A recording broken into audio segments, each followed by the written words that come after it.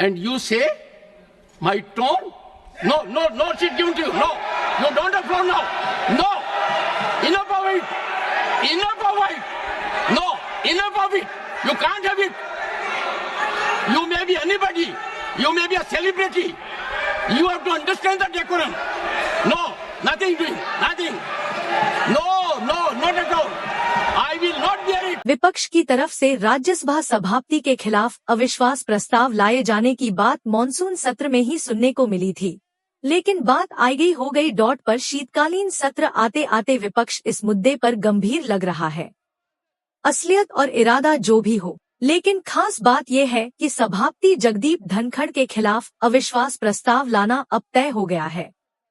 पर क्या यह प्रस्ताव केवल दिखावे के लिए ही हो रहा है या विपक्ष इसके लेकर गंभीर है? क्योंकि इंडिया ब्लॉक में महाभियोग के पहले ही फूट पड़ चुकी है।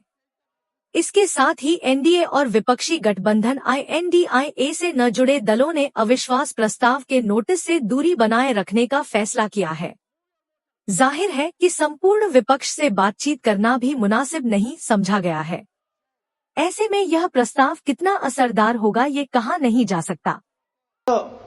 The question is not how efficiently the House is run. The question is how much of India's voice is being allowed to be heard in this country.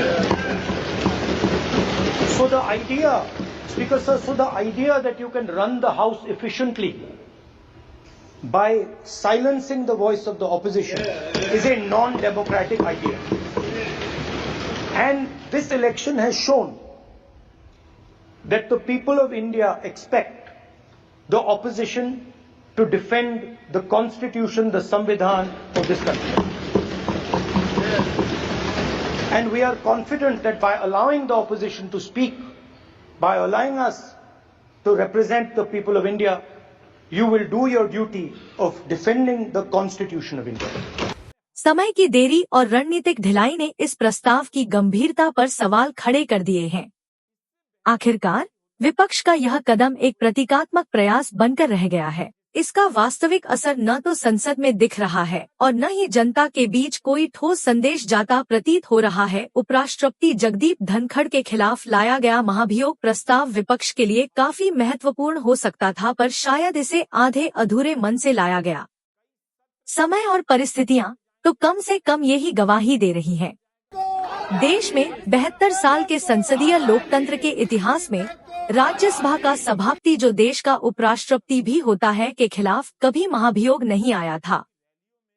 Rajya Sabha के सभापति को हटाने के लिए अविश्वास प्रस्ताव लाने के लिए कम से कम 14 दिन पहले नोटिस दिया जाना भी जरूरी होता है और शीतकालीन सत्र तो 20 दिसंबर तक ही चलना है।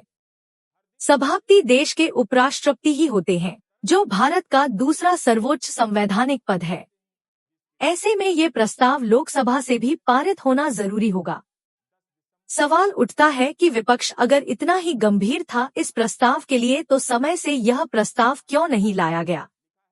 शुरुआती दिनों में कांग्रेस को केवल अडानी विवाद ही दिख रहा था। शीतकालीन सत्र की शुरुआत के पहले दिन ही यह महाभियोग लाया गया होता तो लगता कि विपक्ष इस प्रस्ताव को लेकर गंभीर है। भले ही प्रस्ताव गिर जाता, पर कम से कम लोकसभा और राज्यसभा में बहस होती। इस बहाने सरकार की तमाम कमजोरियों को जनता के सामने लाने का विपक्ष को बहाना मिल गया होता। जिस पद पर आप बैठे हैं, इससे बहुत गौरवशाली परंपराएं जुड़ी हुई हैं और हम सब यही मानते हैं कि बिना भेदभाव के आगे बढ़ेगा और लोकसभा के अध्यक्ष के रूप में आप हर सांसद और हर दल को बराबरी का मौका और सम्मान देंगे।